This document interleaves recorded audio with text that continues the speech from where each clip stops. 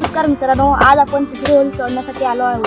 आमचे दाराशी हाय शिमगा, आमचे दाराशी हाय शिमगा.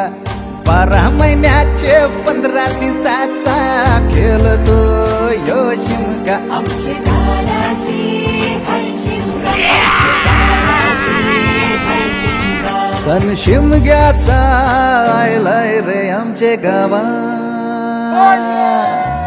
दाराशी हाय शिमगा, आमचे दाराशी हाय शिमगा.